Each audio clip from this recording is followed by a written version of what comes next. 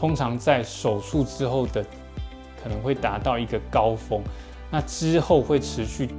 那大部分的人的干眼会渐渐消失，但是有少部分人就会留下这个后遗症。你知道台湾50岁以上的人已经有60%有白内障，而且台湾干眼症的盛行率也已经将近有400万人，尤其是白内障术后，很多人的眼睛也会干涩。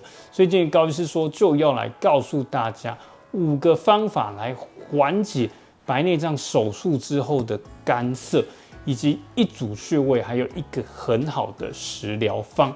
如果你没有白内障，很恭喜你，你还是可以把这支影片看完，因为你可以学到很多保护眼睛的方式。那白内障指的是什么呢？指的是我们的眼睛就像照相机一样，一咔嚓之后，这个图片从视网膜进来，透过水晶体呈现在黄斑部上面。那在这个过程当中，我们的水晶体越来越浑浊，整个人看东西就会觉得重叠啊、视力模糊，或是怕光，或是眼前黑点。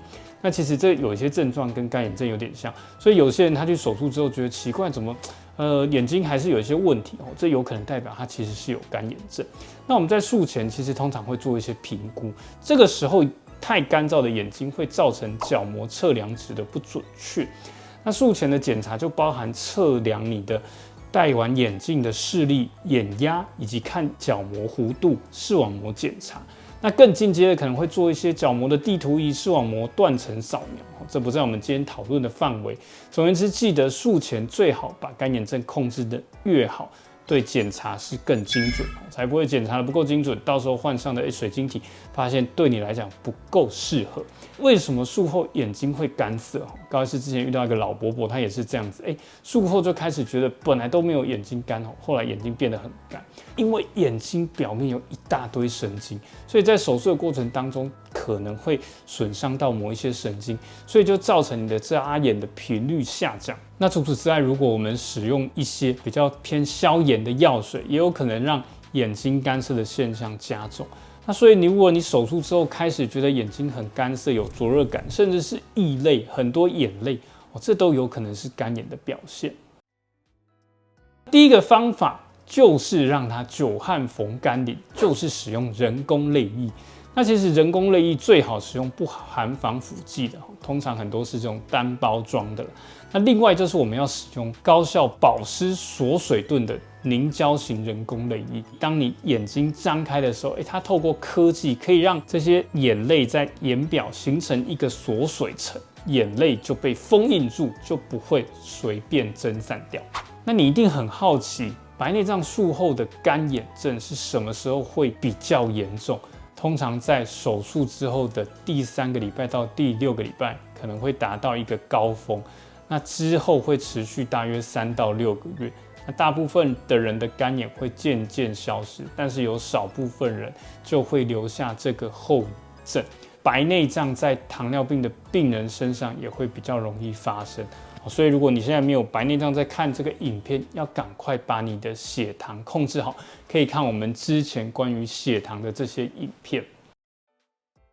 那中药茶饮的处方就在这里，为什么要用这个处方？首先，我们用麦门冬可以清心除烦、滋阴润燥。也就是说，如果你还有嘴巴干涩，搭配麦门冬很好，可以缓解眼睛干涩带来的这些烦躁。那虎杖则可以清热解毒，毕竟手术之后，其实眼睛局部也是处在一个发炎的现象，就很适合搭配虎杖。那车前子则能清肝明目，它还有降眼压的功能。如果你平常很容易高血压或是眼压高，可以搭配车前子。那决明子一样可以清肝明目跟润肠通便，你容易便秘或是血压高，就可以搭配决明子。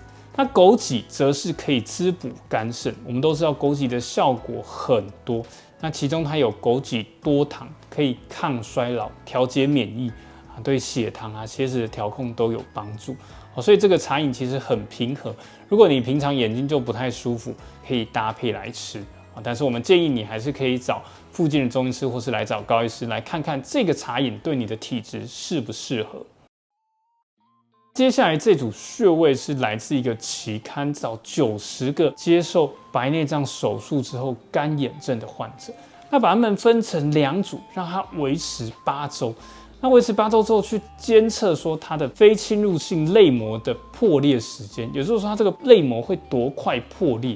那结果就发现说，真针灸组跟假针灸组比起来，在第8周的时候，它泪膜破裂的时间是得到显著的改善。什么叫假针灸组？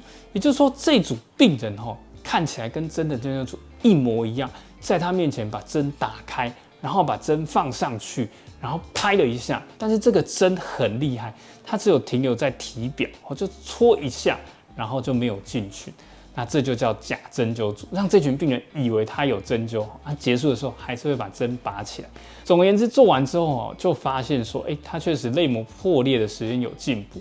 那再来就是眼表疾病指数，也就是说它的这些干眼的现象，一样在第8周的时候，它的改善是比较好的。但是这个指数到了第12周，2组就没有统计学上的差异。这一群病人接受的是哪一个穴道呢？第一个穴道是攒竹穴。攒竹穴要怎么找？就在眉头的这个地方。为什么叫攒竹？因为当我们皱眉的时候，好像很多竹子在聚集的感觉，有没有？那这个穴就是攒竹穴。那第二个穴道是太阳穴。太阳穴就是嘣一枪毙命的地方。那它的找法呢，就是在眉梢还有我们眼睛外面这个目外眦，眼睛外面的地方，两者的中点往后1根大拇指。所以如果我眼镜拿起来，大概就是这个地方。那第3个穴道是四白穴。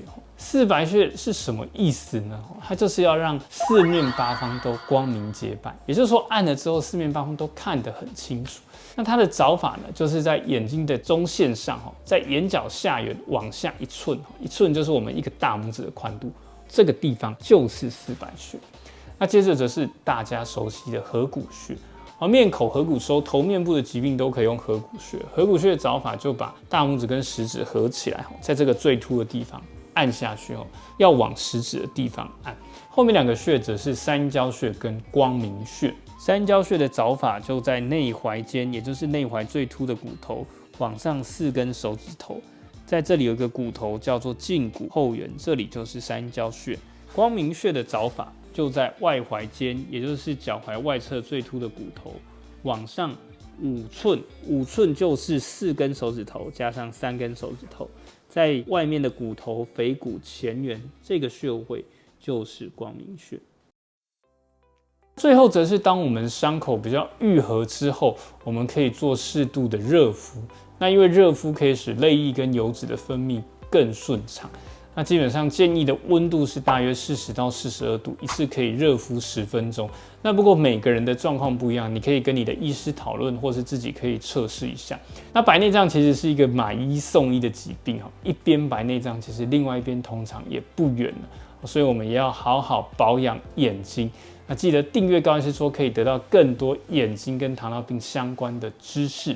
希尔辛乃是良药，每周6晚上7点，高医师说，我们下次见，拜拜。